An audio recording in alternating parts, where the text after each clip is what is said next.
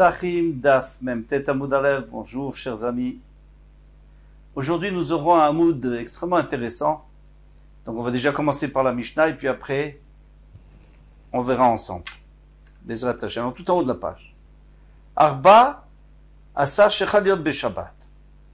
Donc le 14, c'est-à-dire Erev Pessah qui tombe Shabbat, comme souvent. Mevarim et Akol. Milifne à Shabbat. Il faut tout brûler avant Shabbat. Sauf, nous dit Rashi, ce qu'on va garder pour les deux Seudot, vendredi soir et Shabbat matin. Et tout le reste, il faut le brûler avant Shabbat. Et nous dit Rashi qu'il faut le brûler avant midi, bien qu'il n'y a aucune obligation. Parce que vendredi, on n'est pas du tout Erev Pessah. Mais pour pas qu'on perde l'habitude et qu'on pense qu'on peut encore brûler après la 6e heure, et là c'est vraiment Issour de la Torah d'avoir du Chametz. Donc on brûle vendredi avant Chatzot. Divrei Amir, si on ne parle de Rabbi Meir. Chachamim Omrim Bizmano. Chachamim disent non, tu attends le Shabbat à Chatzot, et juste avant Chatzot, tu te débarrasses. Alors comment on va faire pour se débarrasser? Comment faire pour se débarrasser? On ne peut pas brûler, bien sûr, pendant Shabbat. Est-ce qu'on peut l'effriter et le lancer au vent? Machloket. Il y en a qui disent qu'il y aura un issur de tochen. Tochen, ça veut dire moudre. Ou alors il y aura un issur de zoré, de jeter au vent. Alors ils disent qu'il faudrait donner un goy ou une BMA. Mais en réalité, si un hérouve, on peut très bien le jeter au fleuve. Rabbi Eliezer ben Rabbi Tzadok Omer Trouma Milifnei Shabbat. Rabbi Tzadok qui fait la part des choses, il dit la Trouma, oui, Erev Shabbat, parce que on a déjà proposé à tous les Kohanim de la ville, bien sûr qu'il a proposé, et s'il a trop de Chametz, et il n'a pas trouvé, bon, alors il faut le brûler avant. Tandis que Choulin, Bismalan Choulin, si c'est pas de la Trouma, on trouvera peut-être quelqu'un encore qui voudra le manger, c'est le Baltashrit. Donc on le fera pendant Shabbat, on se débarrassera pendant Shabbat, avant la 6e heure. Gemara. Tanya Rabbi Eliezer Rabbi Tzadok Omer, Rabbi Eliezer Rabbi Tzadok a dit, Pamachat, Shabbat Abba Yavne. Une fois, mon père était à Yavne, pour Shabbat. Echal Arba Asar Liot Beshabbat. Et le 14 était tombé, Shabbat, donc Erev Pessah, ou Bazounin. Et Mounesh Rabban Gamliel, l'intendant de Rabban Gamliel qui s'appelait Zounin, est venu, Vamar Igaz et les Bayer et Achametz, il est venu le moment de brûler le Chametz. C'était pas en Shabbat, Valartia Charaba, je suis allé après mon père, ou bien nous les Tachametz. Donc tu vois très bien que le Chametz, on le brûle. Oh, pardon. On s'en débarrasse pendant Shabbat, Erev Pessah, et pas vendredi. Matnitin. Alors une nouvelle Mishnah. Ici, on va parler de deux choses. Premièrement, de quelqu'un qui a oublié du Chametz à la maison, il est parti, Erev Pessah, le matin. Et deuxièmement, aucun rapport avec Pessah, quelqu'un qui avait un korban. Donc, il avait la viande du korban, shlamim par exemple, qu'on mange à l'intérieur d'Yerushalayim. Et lui, il est sorti d'Yerushalayim. Il doit le brûler maintenant. C'est assourd de le manger. Est-ce qu'il doit retourner le brûler ou pas? La même chose pour le Chametz. Est-ce qu'il faut retourner pour faire biur Chametz pour se débarrasser de son Chametz, parce que son Chametz est à la maison, ou alors, il peut continuer son chemin. Alors, on va voir tout ça. Aoler, lishrot et pisro. Celui qui va pour faire la shrita de son korban Pesach. Donc, il va faire une mitzvah. Et la moulet beno, ou alors il va pour circoncire son fils, une grande mitzvah. Velechal seudat irusin bevet chamiv. Et manger la seuda d'irusin chez son futur beau-père. Alors, comment irusin, nous on appelle ça les fiançailles, mais au temps de la Gemara, il y avait Irusin et Nisuin, d'ailleurs qu'on a encore aujourd'hui. Aujourd'hui, on fait tout en même temps. Vous avez remarqué, lorsqu'on est sous la choupa, eh bien d'abord on fait Irusin, avec les brachot de Irusin, et ensuite on fait la choupa, avec les 7 brachot. Alors, Irusin, en fait c'est Kiddushin. On fait tout en même temps. Dans le temps, on faisait Kiddushin au moment où on a décidé de se fiancer. Et la femme était mariée, puisqu'elle avait reçu des kiddushin, elle était mariée. Alors c'était risqué, parce que pendant un an, le genre, généralement ça durait un an, pendant un an, elle est mariée, mais elle est toujours libre, puisqu'elle n'est pas avec son mari, donc ça peut être dangereux. Elle risque d'aller avec quelqu'un d'autre, et à ce moment-là, elle sera chayavet mita. Donc, qu'est-ce qu'on a fait aujourd'hui? On a fait les kiddushin et les nisuin en même temps, et aussi les nisuin en même temps, sous la choupa. Mais dans le temps, il faisait une grande seouda pour les Héroussines, pour les fiançailles. C'est une mitzvah. Veniska chez Eshlo Chametz Betor Betor. Il se souvient qu'il avait du Chametz à la maison. Il ou les Bayersi peut revenir et brûler, et après aller à la seouda, ou aller circoncire son fils, etc. Mais l'arzor les mitzvato, il retourne à sa mitzvah. Yarzor. Dans ce cas-là, il doit le faire. Veillez Vaher, donc il doit rentrer à la maison et brûler son Chametz, ou s'en débarrasser, et après il retourne à sa mitzvah. Mais là, mais s'il n'y a plus le temps, parce qu'il est tard, mais vatlo belibo. Alors, dans ce cas-là, il l'annule dans son cœur. De toute façon, d'après la Torah, il n'y a aucun problème. Les chachamim ont dit qu'il fallait brûler, ou s'en débarrasser, mais puisqu'il a une mitzvah qu'il ne pourra pas faire, il va rater sa mitzvah. Donc, on l'autorise à être mevatel, annulé dans son cœur. Maintenant, deuxième cas beaucoup plus grave. Il est allé pour sauver des bénis Israël qui sont attaqués par des goïms. Alors là, c'est vraiment pikuach nefesh. C'est pour sauver une âme. Minanar, alors il y a un fleuve qui a débordé, il y a des gens qui sont en train de se noyer. Minalistim, il y a des bandits qui attaquent. Au minadleka, ou alors un incendie. Minamapolet, une ruine. Il y a des gens qui sont sous les ruines. Il va tel bélibo. Alors là, c'est sûr qu'il ne doit pas s'arrêter. Il va vite sauver les gens. Il annule dans son cœur et fini. Troisième possibilité, c'est plus une mitzvah. Quelqu'un qui va aller mettre un rouf, donc à 2000 amot, pour pouvoir aller encore 2000 amot pendant le Shabbat, il va aller pour aller se promener, ou chez un ami. C'est pas pour une mitzvah. Yerzor miyad, alors il doit tout de suite rentrer. Il n'y a pas. Tu rentres, après s'il est très du temps, tant mieux, sinon tant pis. Là, c'était pour le Chametz. Maintenant, on va voir autre chose. Maintenant, il est sorti d'Yerushalayim. Il a entre ses mains, dans ses affaires, dans sa nourriture, il a de la viande du Kodesh. Alors le Kodesh, comme on a dit, c'est les korbanot Kodashim Kalim qu'on peut manger dans tout Yerushalayim.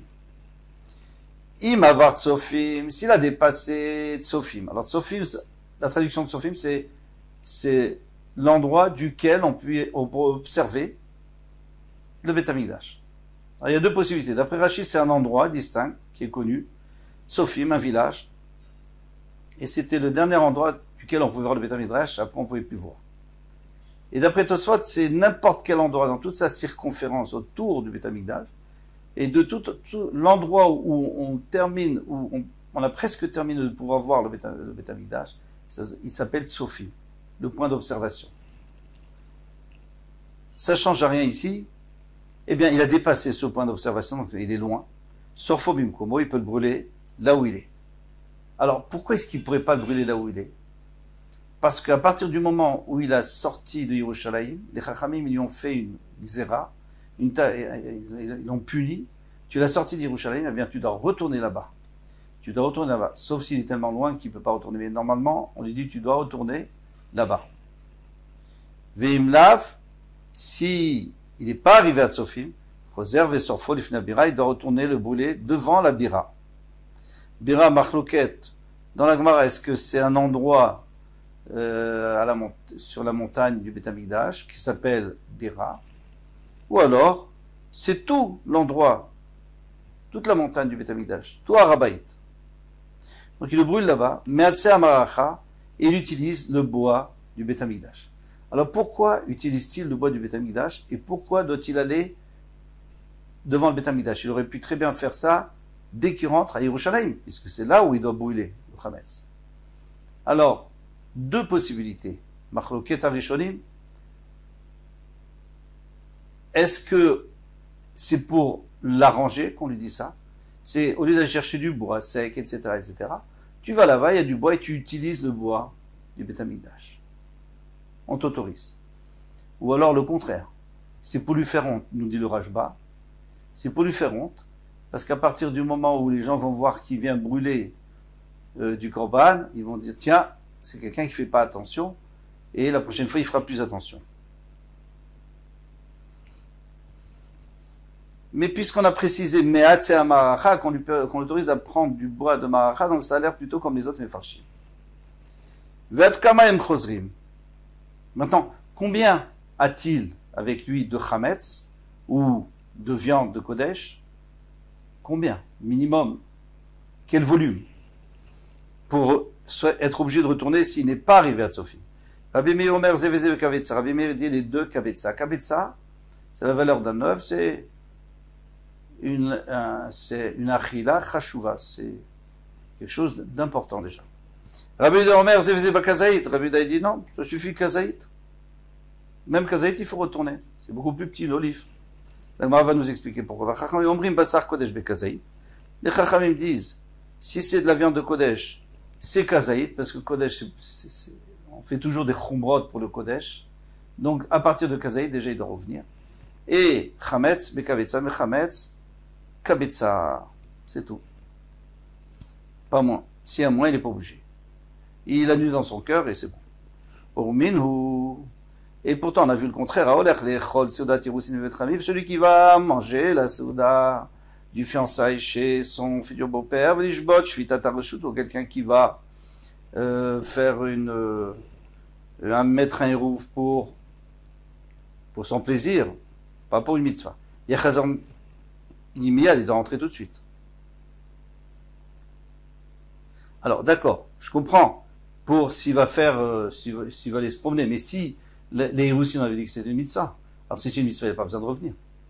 Sauf s'il peut, mais s'il n'a pas le temps, il ne revient pas. Marbiohan Lokashia. C'est pas une question. Arabiuda, Rabbi aussi. C'est une marque de Arabiuda, Rabbi aussi. Détania, parce qu'il y a une braïta qui nous dit Seudat Héroussin Reshut. La Seudat Héroussin, c'est permis, mais c'est pas obligatoire, c'est pas une mitzvah. Il veut Rabbiuda, Rabbi aussi. On met en mitzvah, Rabbi aussi dit que c'est une mitzvah. Vashtad Amar Afrizda, Machloket Beseuda Shnia. Et puisque maintenant que Rav Chizda a dit que la marloquette entre Rabbi Yehuda et Rabbi Yossé c'était la deuxième repas, pas le premier repas. Le premier repas c'est sûr que c'est une mitzvah. C'est le deuxième repas. Aval Bisedor Rishon Divra Kol mitzvah. Mais d'après tout le monde c'est une mitzvah. La première c'est une mitzvah.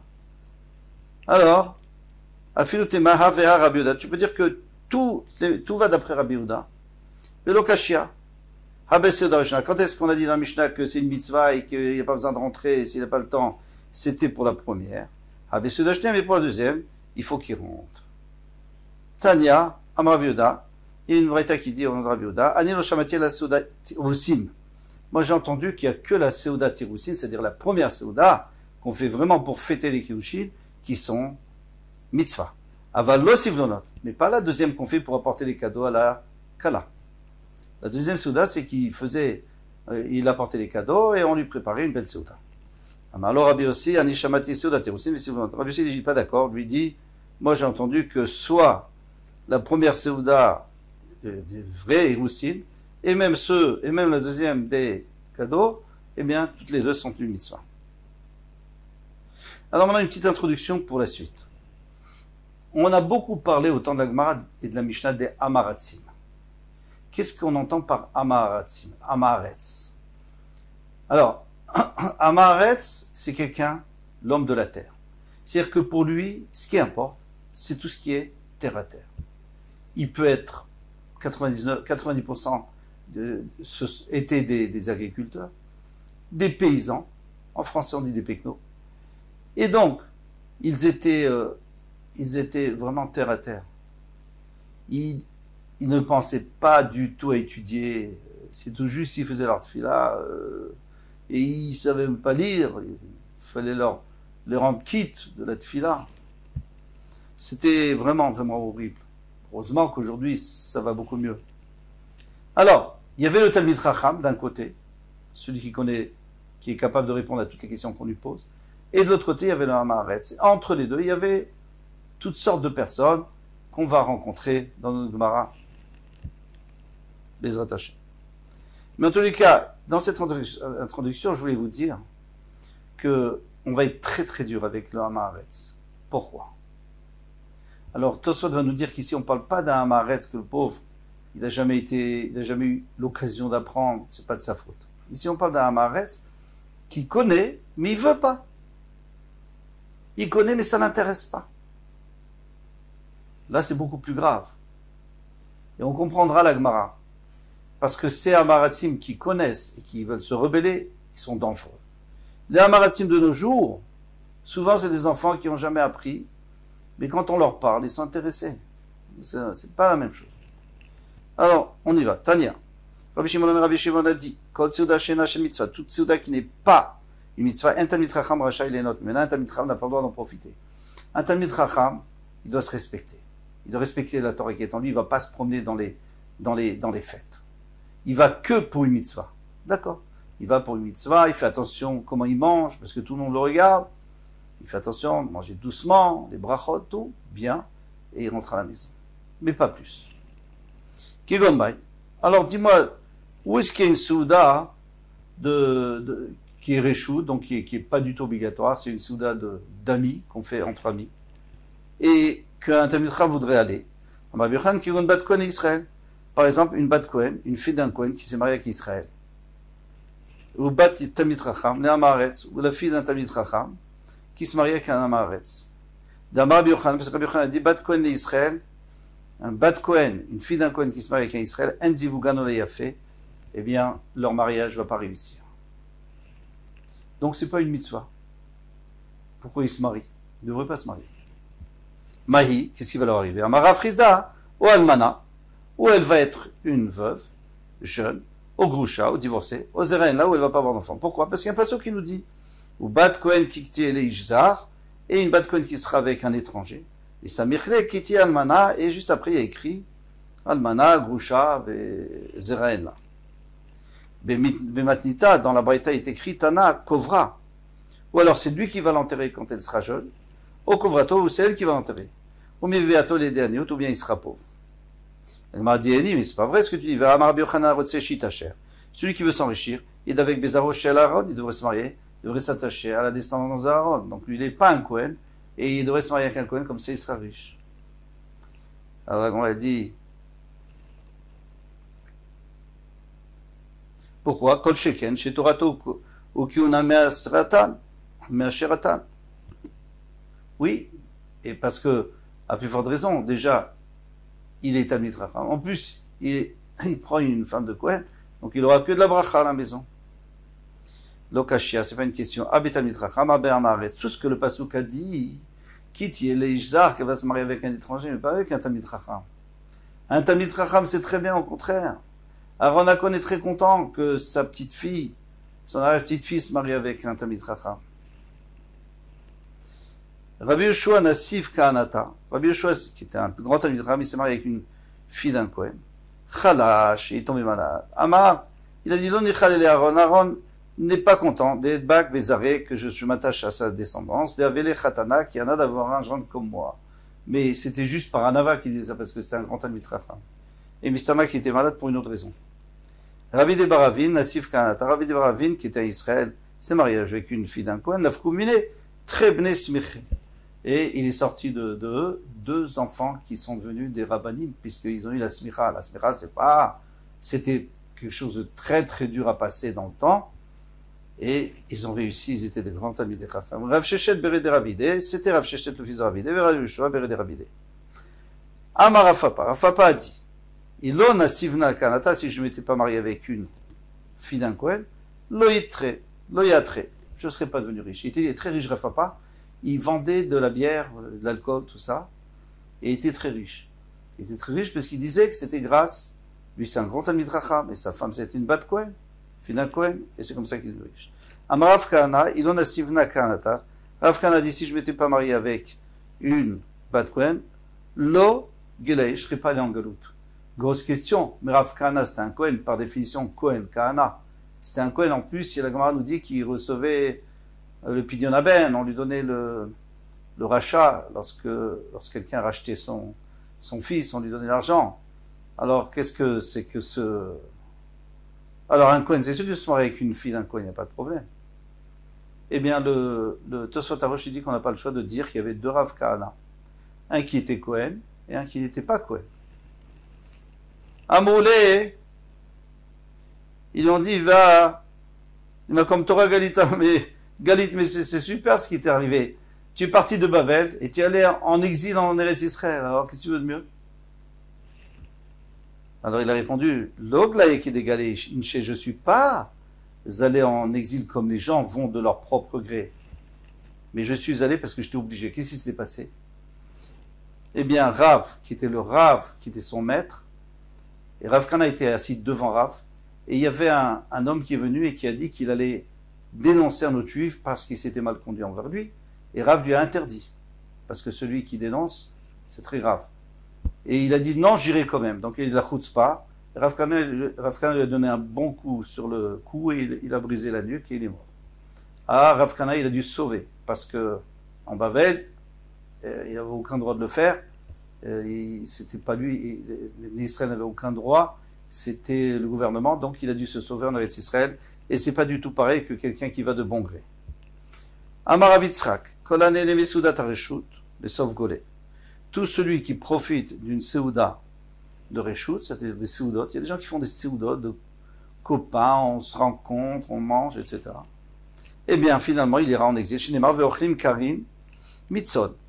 On parle des dishvatim qui mangeaient des agneaux du petit bétail, vagalim, et des veaux mitoch mavrek de leurs étables. Vectiv la chen ata iglou berosh galim. Et c'est pour ça qu'ils iront en galout avant Yehuda. Ils sont partis en galout avant. Pourquoi? Parce que vous voulez manger. Vous pensez qu'à manger. Alors on va vous envoyer dans un endroit où vous n'aurez rien à manger. Tanou Rabanan. Kol tamid chacham amar beseudato bechol makom. Tout tamid chacham qui commence à devenir gourmand et d'aller manger partout, eh bien, sauf Marchivet Beto, il va détruire sa maison parce qu'il va être obligé de vendre tout ce qu'il a. Me'almen et Ishto, il va rendre sa femme veuve pendant sa vie parce qu'il va être obligé d'aller chercher sa nourriture autre part et il ne sera pas à la maison. Miatem et Gozlav, et ses enfants, ils vont devenir des yetomim, des orphelins pendant la vie de leur père, encore une fois, parce qu'il ne sera pas là. Mais Talmudom Ishtakeach Mimenu, il va oublier son étude parce qu'il va faire que manger et boire, donc il ne va pas réviser, il va oublier son Talmud. Machlokod Rabot Baotalav, alors il va faire des histoires avec tout le monde parce qu'il va dire c'est comme ça la halakha, les gens vont lui dire c'est faux, tu as oublié. Et en plus, les commerçants, ils vont venir lui réclamer tout ce qu'il a pris à crédit. Il n'aura pas de quoi leur donner, ça va faire des disputes.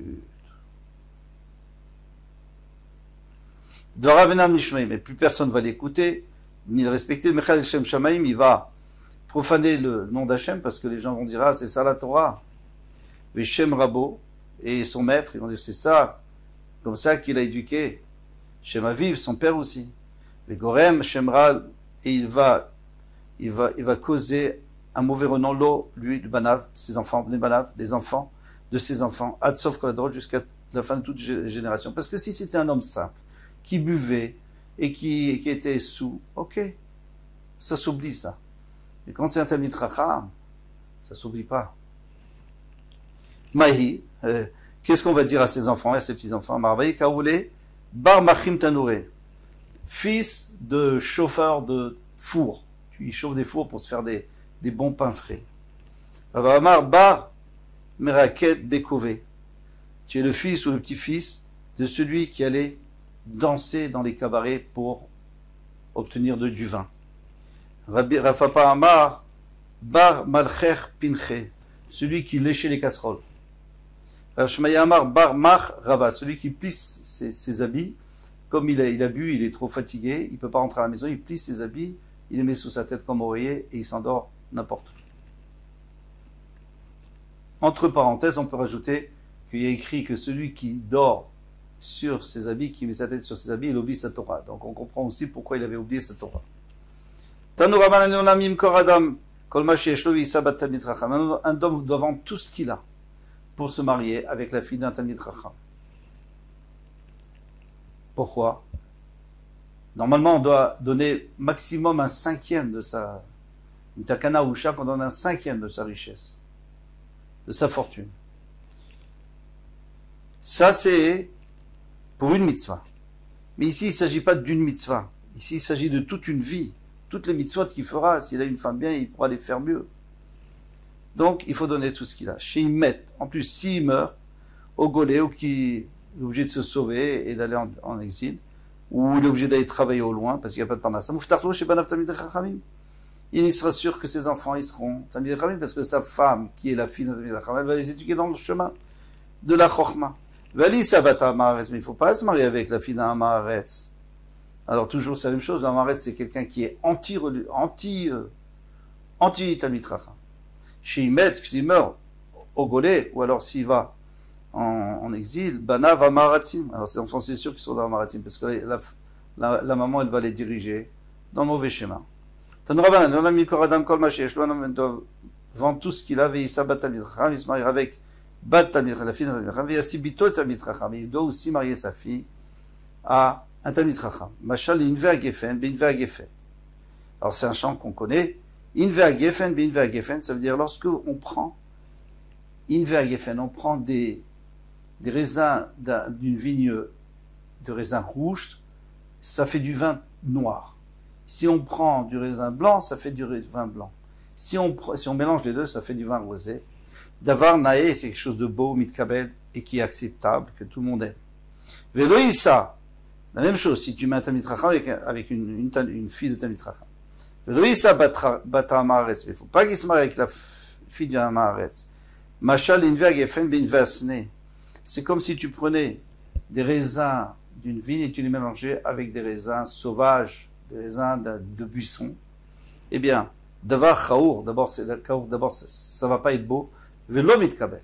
Tourne la page et velo mitkabel, et ça ne veut pas être accepté. Pourquoi? Parce que c'est vraiment acide, c'est pas bon. Voilà pour le début de cette Sugia. Demain, Bezrat Hashem, on continue la Sugia du mariage et d'autres choses. Kol Touf, à demain, Bezrat Hashem.